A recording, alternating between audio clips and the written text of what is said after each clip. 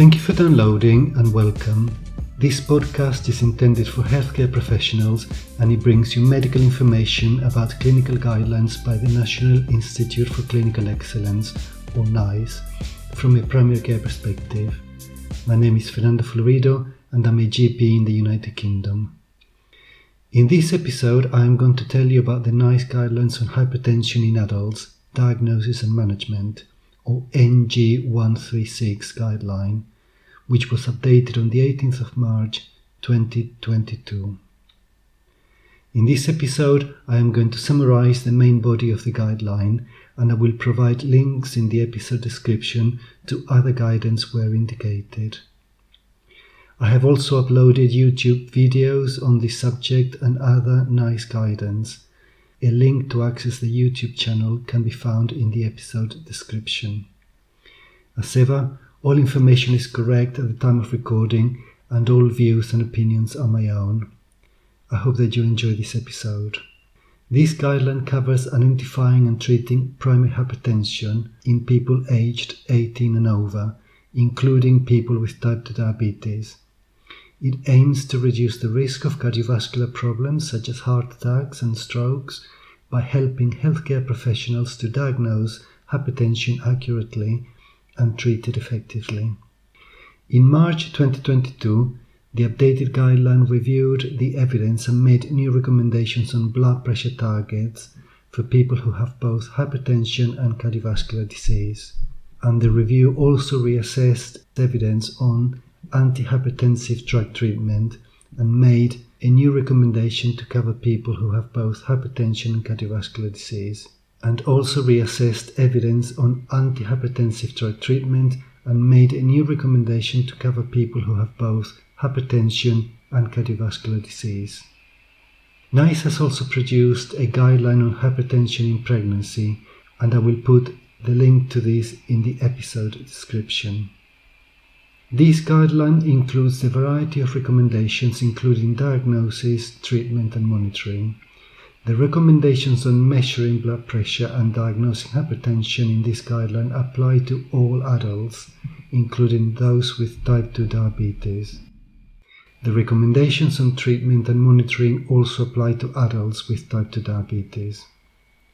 Now, in terms of measuring blood pressure, because automated devices may not measure blood pressure accurately if there is pulse irregularity, for example due to atrial fibrillation, we need to palpate the radial or brachial pulse before measuring the blood pressure. If pulse irregularity is present, we will need to measure blood pressure manually using direct auscultation over the brachial artery. When measuring blood pressure in the clinic or in the home, we need to standardize the environment and provide a relaxed, temperate setting with the person quiet and seated and their arm outstretched and supported.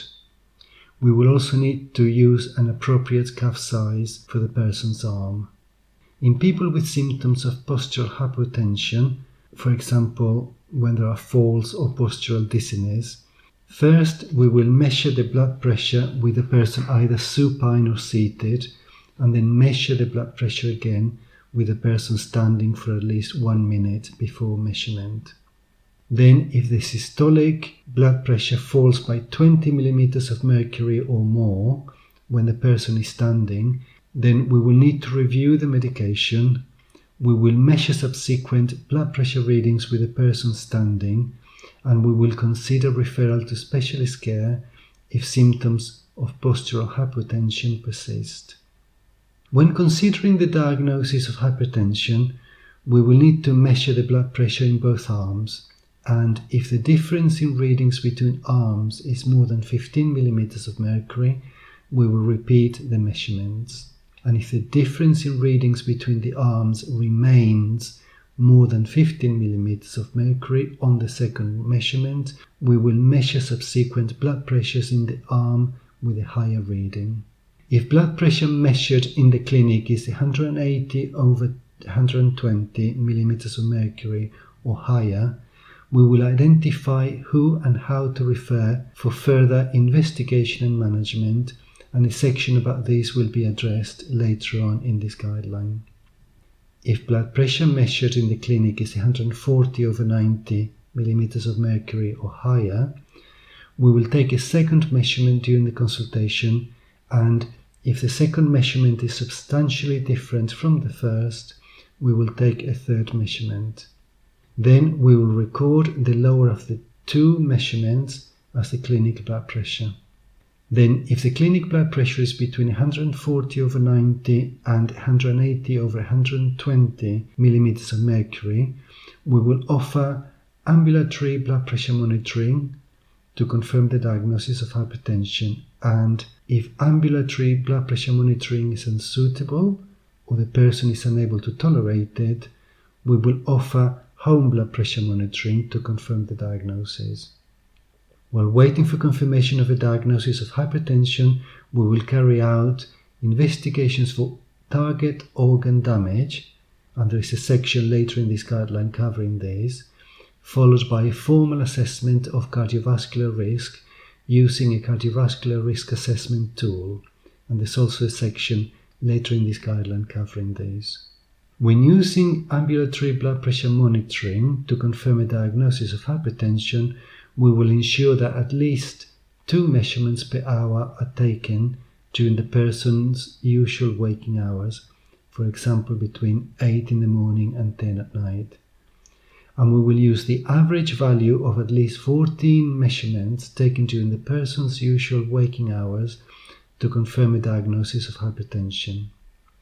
When using home blood pressure monitoring to confirm a diagnosis of hypertension, we will ensure that for each blood pressure recording, 2 consecutive measurements are taken at least 1 minute apart and with the person seated, and the blood pressure is recorded twice a day, ideally in the morning and evening, and the blood pressure recording continues for at least 4 days, but ideally for 7 days.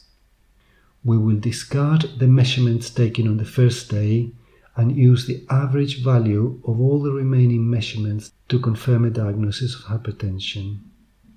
We will confirm a diagnosis of hypertension in people with a clinic blood pressure of 140/90 millimeters of mercury or higher, and an ambulatory blood pressure monitoring or home blood pressure monitoring average of 135/85 millimeters of mercury or higher.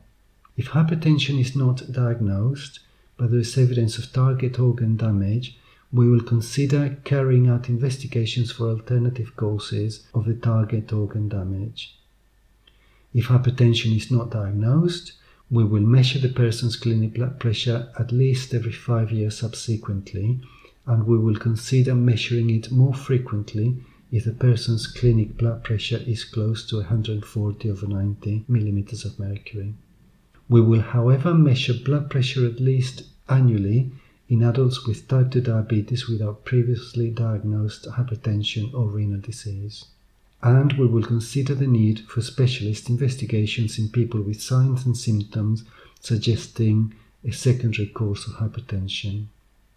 We will use a formal estimation of cardiovascular risk to discuss prognosis and healthcare options, and we will estimate the cardiovascular risk in line with the NICE recommendations on identifying and assessing cardiovascular risk. And I will put a link to this guideline in the episode description.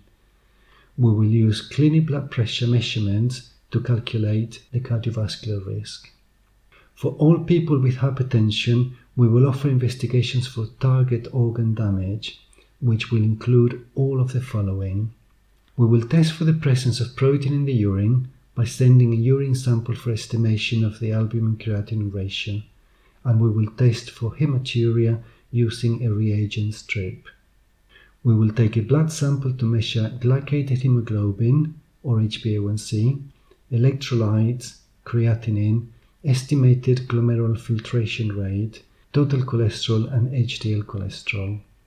We will examine the fundi for the presence of hypertensive retinopathy, and we will arrange for a 12-lead ECG. When it comes to treating and monitoring hypertension, we will offer lifestyle advice. So we will encourage a healthy diet and regular exercise because they can reduce blood pressure. We will encourage a reduced intake of alcohol if they drink excessively, because this can reduce blood pressure and has broader health benefits. We will discourage excessive consumption of coffee and other caffeine-rich products. And we will also encourage people to keep their dietary sodium intake low, either by reducing or substituting sodium salt, as this can reduce blood pressure. We need to be aware that salt substitutes containing potassium chloride should not be used by older people, people with diabetes, pregnant women, people with kidney disease, and people taking some antihypertensive drugs such as ACE inhibitors and angiotensin II receptor blockers. We will just encourage salt reduction in these groups. We will not offer calcium, magnesium or potassium supplements as a method for reducing blood pressure, and we will offer advice and help to smokers to stop smoking. In respect of starting antihypertensive drug treatment, NICE has produced a patient decision aid on treatment options for hypertension to help people and their healthcare professionals discuss the different types of treatment and make a decision that is right for each person. A link to this aid is in the episode description. We will offer antihypertensive drug treatment in addition to lifestyle advice to adults of any age with persistent stage 2 hypertension, which is a clinic blood pressure of 160 over 100 millimeters of mercury or higher, but less than 180 over 120 millimeters of mercury, and subsequent ambulatory blood pressure monitoring or home blood pressure monitoring average blood pressure of 150 over 95 millimeters of mercury or higher. We will use our clinical judgment for people of any age with frailty or multimorbidity. We will discuss starting antihypertensive drug treatment in addition to lifestyle advice with adults aged under 80 with persistent stage 1 hypertension, which is a clinic blood pressure ranging from 140 over 90 to 159 over 99 millimeters of mercury, and subsequent ambulatory blood pressure monitoring or home blood pressure monitoring average blood pressure ranging from 135 over 85 to 149 over 94 millimeters of mercury if they have one of the following: target organ damage, cardiovascular disease, renal disease, diabetes, or an estimated 10-year risk of cardiovascular disease of 10% or more. But we will consider the antihypertensive drug treatment if the risk is below 10%, bearing in mind that the risk calculation may underestimate the lifetime probability of developing cardiovascular disease. We will again use clinical judgment for people with frailty or multimorbidity, and there is a specific NICE guideline about this, and I will put the link in the episode description. We will consider antihypertensive drug treatment for people aged over 18 with stage 1 hypertension if the clinic blood pressure is over 150 over 90 millimeters of mercury. For adults aged under 40 with hypertension, we will consider seeking specialist evaluation of secondary causes of hypertension. Now, when it comes to monitoring, treatment and blood pressure targets, for specific recommendations on blood pressure control in people with other conditions or who are pregnant, there is a specific guidance for people with CKD, type 1 diabetes and who are pregnant. There are separate NICE guidelines for these, and I will put links in the episode description. So again, when it comes to monitoring, treatment and blood pressure targets, we will use clinic blood pressure measurements to monitor the response to treatment. We will measure both standing as well as seated blood pressure in people with hypertension and type 2 diabetes, or with symptoms of postural hypertension, or if they're aged 80 or over. In people with a significant postural drop or symptoms of postural hypertension, we will treat to a blood pressure target based on the standing blood pressure. We will consider ambulatory blood pressure monitoring or home blood pressure monitoring in addition to clinic blood pressure measurements for people with a wide coat effect or masked hypertension in which clinic and non-clinic blood pressure results are conflicting.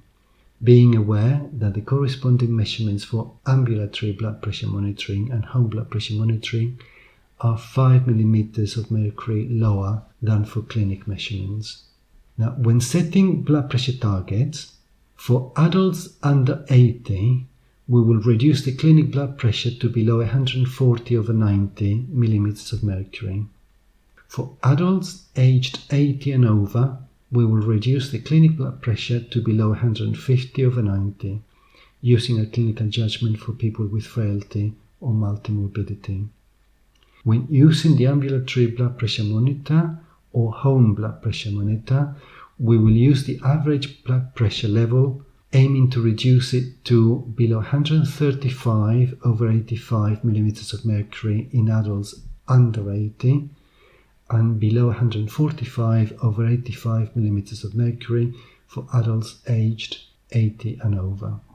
We will use the same blood pressure targets for people with and without cardiovascular disease, and we will provide an annual review of care for adults with hypertension. Finally, when diabetes is diagnosed, we will review the antihypertensive medication, making changes if drug treatment is not appropriate because of macrovascular complications or metabolic problems. When it comes to choosing antihypertensive drug treatment for people with or without type 2 diabetes, we need to be aware that ACE inhibitors and angiotensin II receptor antagonists should not be used in pregnant or breastfeeding women or women planning pregnancy unless absolutely necessary, in which case the potential risks and benefits should be discussed. There is MHRA guidance in this respect, and I will put the link to this in the episode description. For guidance on choice of hypertensive agent in people with chronic kidney disease or women considering pregnancy or who are pregnant or breastfeeding, we will follow separate guidance specific to this area, and the link to this guidance will also appear in the episode description. Whenever possible, we will offer treatment with drugs taken only once a day, and we will prescribe generic drugs to minimize the cost. We will offer people with isolated systolic hypertension, that is a systolic blood pressure of 160 millimeters of mercury or more, the same treatment as people with both raised systolic and diastolic blood pressure. When choosing antihypertensive drug treatment for adults of Black African or African Caribbean family origin, we will consider an angiotensin II receptor blocker, or ARB, in preference to an ACE inhibitor. For people with cardiovascular disease, we will follow the recommendations for disease-specific indications in the NICE Guideline of their condition. Relevant recommendations include acute coronary syndromes, acute and chronic heart failure, stable angina, and type 2 diabetes, and links to these specific guidelines will be available in the episode description. Now, for step 1 treatment, we will offer an ACE inhibitor or an ARB to adults who either have type 2 diabetes and are of any age or family origin, or are aged under 55 but not of Black African or African Caribbean family origin. If an ACE inhibitor is not tolerated, for example because of cough, we will offer an ARB to treat hypertension instead, and we will not combine an ACE inhibitor with an ARB to treat hypertension alone. We will offer a calcium channel blocker to adults who are aged 55 or over and do not have type 2 diabetes, or are of Black, African or African Caribbean family origin and do not have type 2 diabetes, again of any age. If a calcium channel blocker is not tolerated, for example because of edema, we will offer a thiazide-like diuretic to treat hypertension. If there is evidence of heart failure, we will offer a thiazide-like diuretic and follow the NICE Guideline on chronic heart failure. If starting or changing diuretic treatment for hypertension, we will offer a thiazide-like diuretic such as indapamide in preference to a conventional thiazide diuretic such as benflumethiazide or hydrochlorothiazide. However, for adults with hypertension already having treatment with benflumethiazide or hydrochlorothiazide who have stable, well-controlled blood pressure, we will continue with the current treatment. Now for step 2 treatment, if hypertension is not controlled, taking an ACE inhibitor or an ARB, we will add one of the following drugs, either a calcium channel blocker or a thiazide-like diuretic. If hypertension is not controlled, taking a calcium channel blocker, we will add one of the following drugs, either an ACE inhibitor or an ARB, and this is in preference to ACE inhibitors in adults of Black African or African Caribbean family origin, or a thiazide-like diuretic.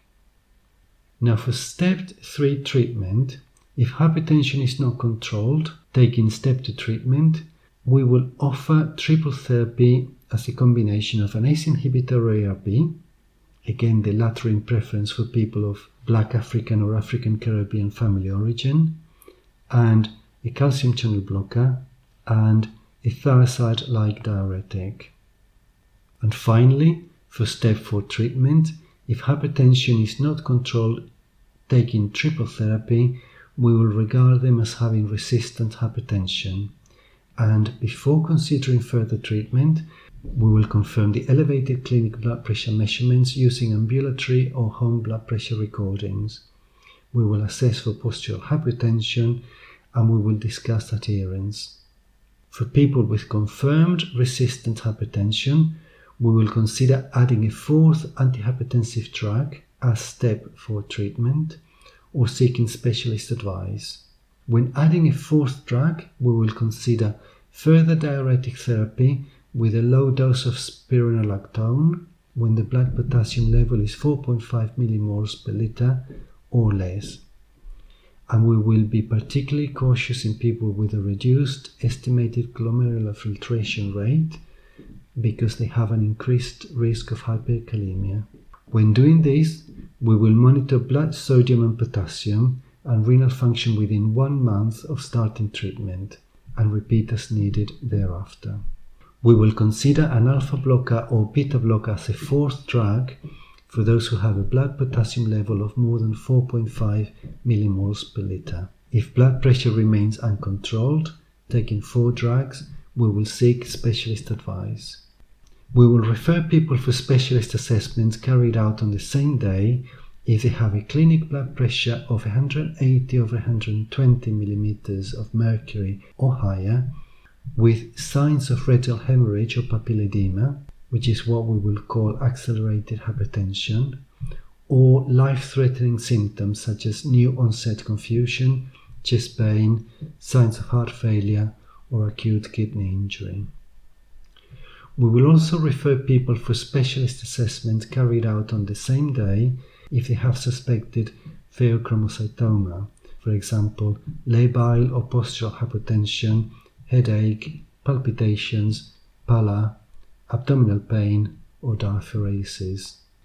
If a person has a clinic blood pressure of 180 over 120 or higher, but no symptoms or signs, we will carry out investigations for target organ damage as soon as possible, including all of the following: testing for the presence of protein in the urine by sending a urine sample for estimation of the albumin-creatinine ratio, and testing for hematuria using a reagent strip.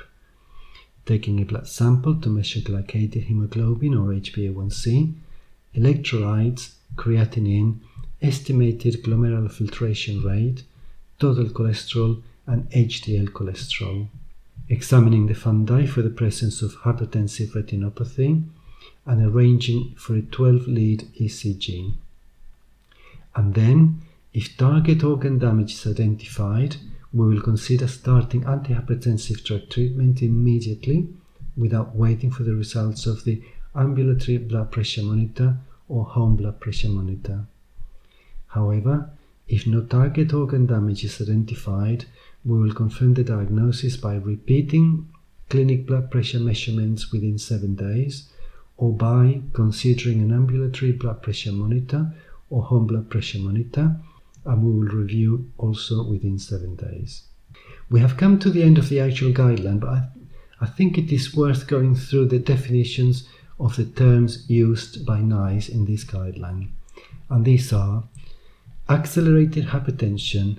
This is defined as a severe increase in blood pressure to 180 over 120 millimeters of mercury or higher, and often over 220 over 120 millimeters of mercury, with signs of retinal hemorrhage and or papilledema. It is usually associated with new or progressive target organ damage and is also known as malignant hypertension.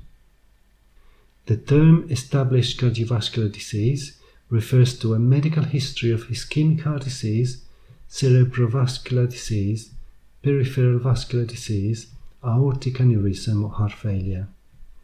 Cardiovascular disease is usually associated with the buildup of fatty deposits inside the arteries or atherosclerosis and an increased risk of blood clots. The concept of masked hypertension refers to when the clinic blood pressure measurements are normal, that is less than 140 over 90 millimeters of mercury, but blood pressure measurements are higher when taken outside the clinic using an ambulatory blood pressure monitor or a home blood pressure monitor.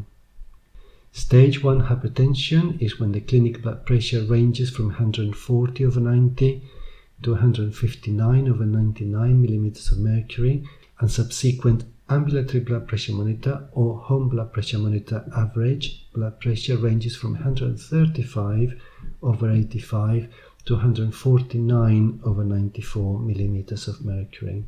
Stage 2 hypertension is when the clinic blood pressure is 160 over 100 millimeters of mercury or higher, but less than 180 over 120 millimeters of mercury, and subsequent ambulatory blood pressure monitoring or home blood pressure monitoring average blood pressure is 150 over 95 millimeters of mercury or higher. And stage 3 or severe hypertension is when the clinic systolic blood pressure is 180 millimeters of mercury or higher, or the clinic diastolic blood pressure measurement is 120 millimeters of mercury or higher. Target organ damage is defined as damage to organs such as the heart, brain, kidneys and eyes. Examples are left ventricular hypertrophy, chronic kidney disease, hypertensive retinopathy, or increased urine albumin-creatinine ratio. And finally, a white coat effect is defined as a discrepancy of more than 20 over 10 millimeters of mercury between clinic and ambulatory blood pressure or home blood pressure measurements at the time of diagnosis. We have come to the end of this episode. I hope that you have enjoyed it and found it useful, and I hope that you will join me in the next one. Thank you for listening, and goodbye.